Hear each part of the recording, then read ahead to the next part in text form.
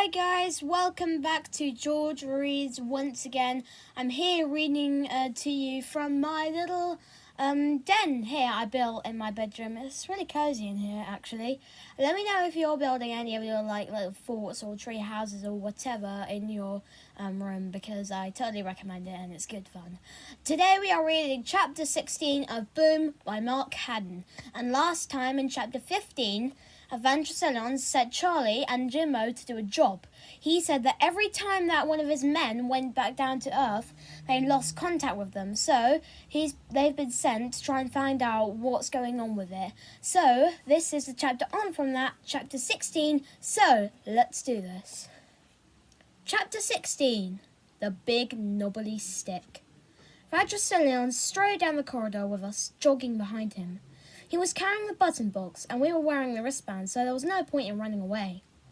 "Hey," said Charlie, "look at the bright side. We're going home. Except we'll only be there for 5 minutes. Then we'll be dead." "No," said Charlie. "Then I'll be dead. You get another 5 minutes." "Brilliant. That makes me feel a lot better." "You never know," said Charlie. "Brigadier General Dudar might actually believe us." "No one ever believes us," I said, "about anything." "In here," said Regicillian. "Sneak it!" A door opened in the wall, and we found ourselves in the large white hangar when I first arrived. The white ceiling 20 meters over our heads. The high windows with the starscape outside. Just as before, Pierce, Kin, Applewhite were sitting at the long table in their violet robes. "Tidnall," said Regicillian. "Basky dark. Crimson Hootamon," said Mrs. Pierce, standing up.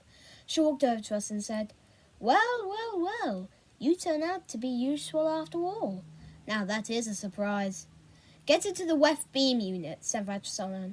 "And remember, 5 minutes, Charles is dead. 10 minutes, James is dead. Then I get bored very, very quickly." He shoved us towards the tubular cubbyhole. "Inside, both of you." "It's going to be a bit of a squash," said Charlie. "Get squashed is the least of your problems," said Regicillian. I stepped inside. Charlie stepped in beside me. Evangelist pushed. Then he pushed a bit harder. Then he said, "Sneak it!" And the curved door slid shut behind us. "Fasten seatbelts," said Charlie, his face pressed against my ear. "Cabin doors to automatic." "So what's the plan?" I asked. "Absolutely no idea," said Charlie. "If we're really lucky, a paratrooper might kill us with a bazooka as soon as we come out of the ground." Then we heard the boom, and it was like being hit in the head with a cricket bat. I covered my ears with my hands, and every atom in my body started vibrating.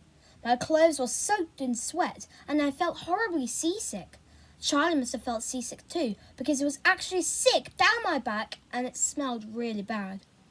The atoms in my body stopped vibrating, and the noises started to fade. Charlie said, "Sorry about that," and the word Zarvoit flashed across the little screen beside my head. There was a short bing-bong like a doorbell. The roof of the tube slid back, and we began to rise upwards. Sunlight. I could see actual sunlight. We rose a little further, and I could see the tops of the mountains, and grass, real grass. And then I saw a crazed figure standing above us, with matted hair and mad staring eyes and a huge knobbly stick in its hands. It yelled like Tarzan of the Apes, and swung the stick and whacked Charlie. He screamed and rolled sideways in the grass, holding his shoulder. Then the crazed figure with the matted hair and the mad staring eyes and the huge knobbly stick said, "Jimbo!" And I realized that it was Becky. "Don't hit me!" I shouted. "You're back!" shouted Becky. She grabbed me and hugged me, just like I'd done when I found Charlie in the dining hall. And I grabbed her and hugged her back. I don't think I'd ever been more pleased to see her. "Baby brother," she said. "You waited for us," I said. "Of course I waited," said Becky. "What was I going to do? Go home and get killed by Mum and Dad for losing you? But where in God's name have you been? And why is your back covered in sick?" Then I remembered. I'll explain everything later. We've got to stop the planet being blown up. "What?" said Becky. I looked around. "Why aren't the army or the police here?" "What the hell are you talking about?" said Becky. "Now just calm down and tell me what happened to you." That's someone's voice appeared in my head. "How are we doing, James? 3 minutes to go. I'm tapping my fingers. Are you speaking with the person in charge?" I touched my wristband. Yeah, I'm speaking with the person in charge right now. We're going to sort something out very soon. I took my fingers off the wristband. Who are you talking to? Asked Becky. Charlie got to his feet. That really hurt. Sorry, said Becky. I thought you were one of them. Becky, wow, it's you, said Charlie. I didn't recognize you with the cave woman disguise. I turned to Becky. What do you mean, one of them?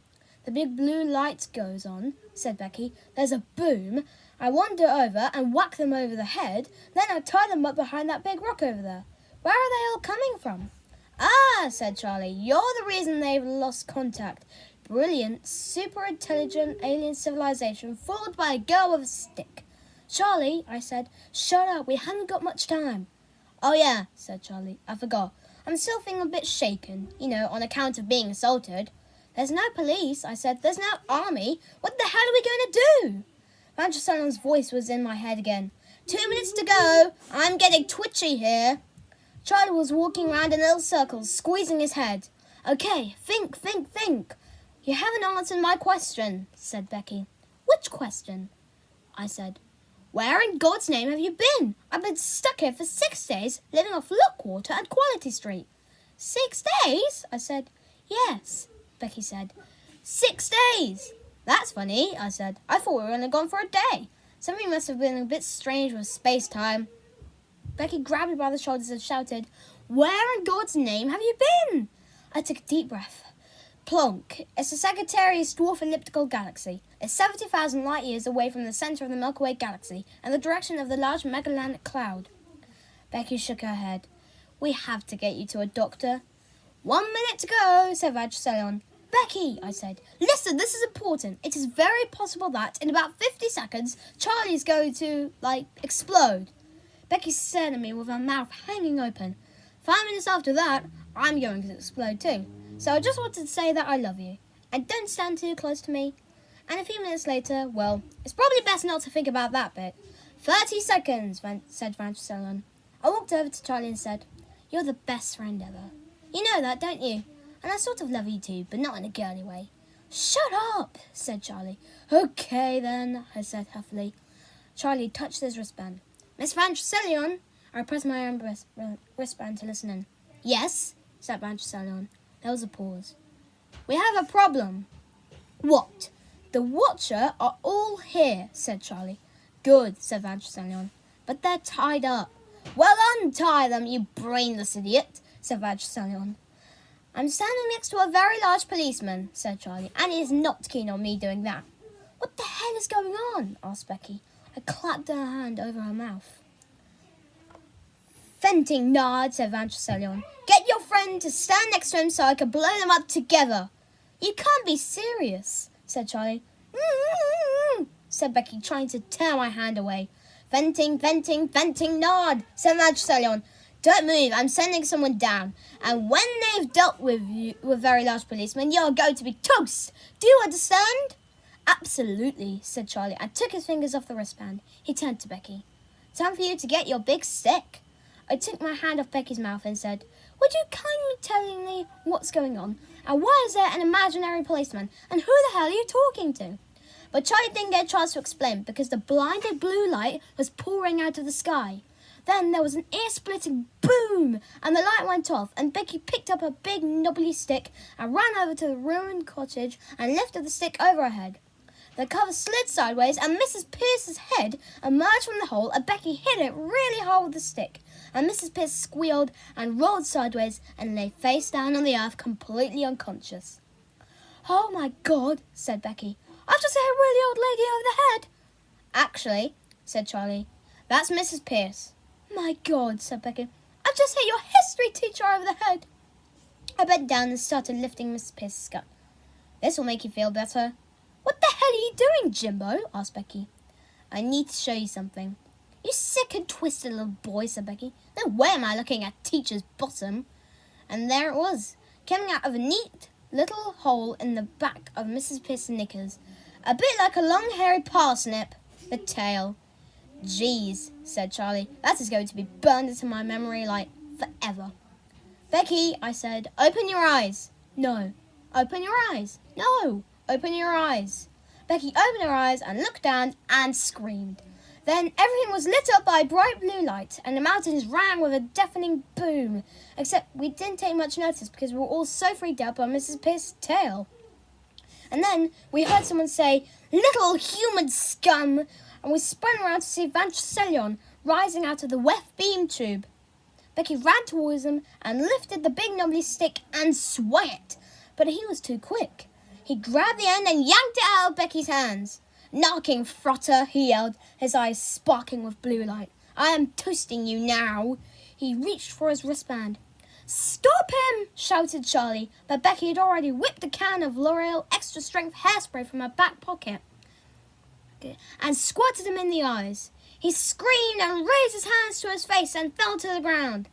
"The wristband," I said, and stamped on Vangelisson's arm while Charlie yanked it off and flung it as hard as he could.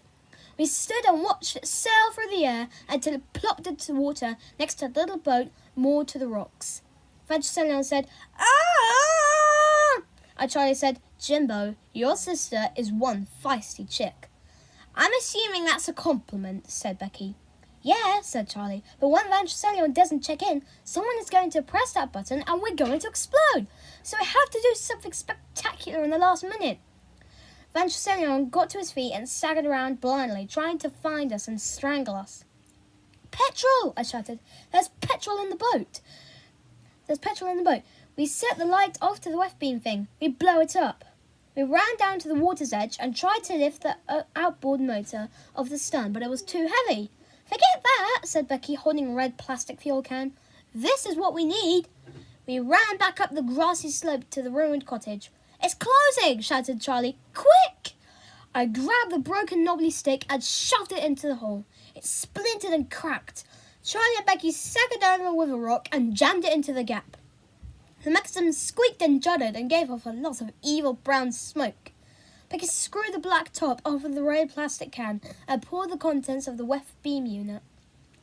"Now," she said, "let's set light to it." "How?" Becky paused for a moment. Then she said a really, really rude word. "We haven't got a lighter." The mechanism juddered and smoked, and the rock cracked into two pieces. "Create a face as a lighter." I searched madly through the pockets, the cigarettes, the wallet, the oily fluff, and the lighter. I threw myself to the ground and shoved my arm down past the lid. "Stop, you moron!" shouted Charlie. "You'll blow yourself to bits!" He ripped off his shirt and shoved the sleeve into the mouth of the petrol can, then pulled it out and set light to the rock. The rock finally shattered. Charlie shoved the flaming shirt through the last inch of shrinking gap and shouted, "Run!"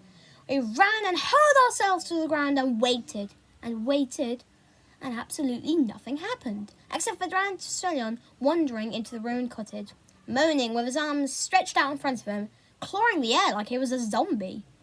He was standing in the very centre of the cottage where the blue light flashed on. He screamed again, but much, much louder this time.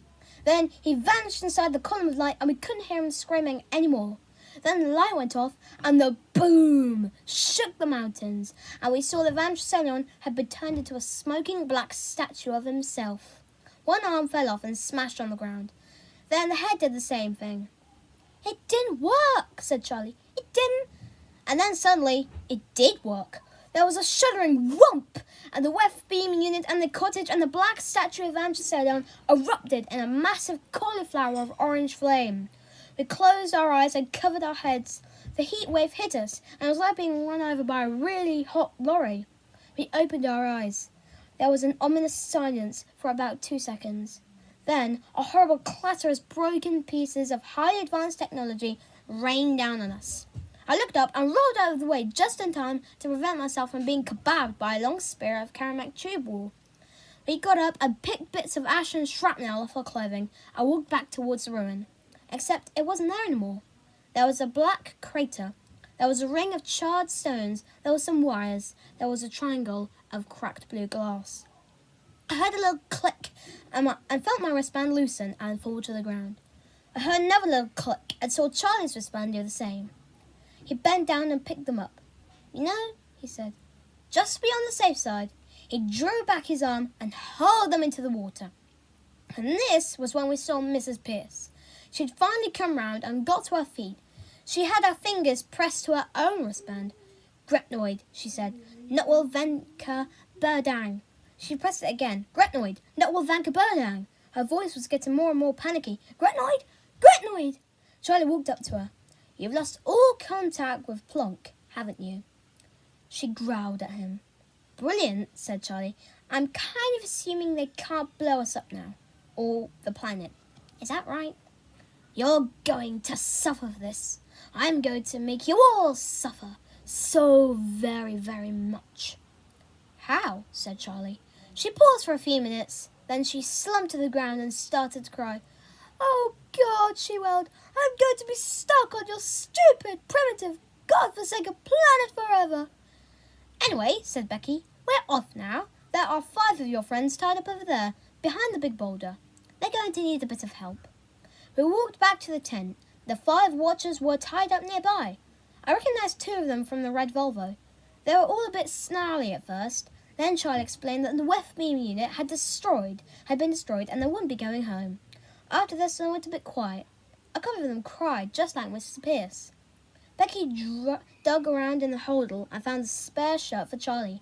We packed up and headed back down to the water. Mrs. Pierce was still on her hands and knees crying when we walked past her. Cheerio, said Charlie. She looked up at him and whimpered like a sad dog. We climbed into the boat and lowered the outboard into the water. Becky yanked the starter cord 3 times and the engine coughed into life, and we putted down the little channel to the sea. And that's the end of chapter 16. So thank you guys so much for watching from my little underground den here in my room. I hope you guys enjoy the video. And if you do, please leave a like and subscribe. And I'll see you in the next video. Goodbye.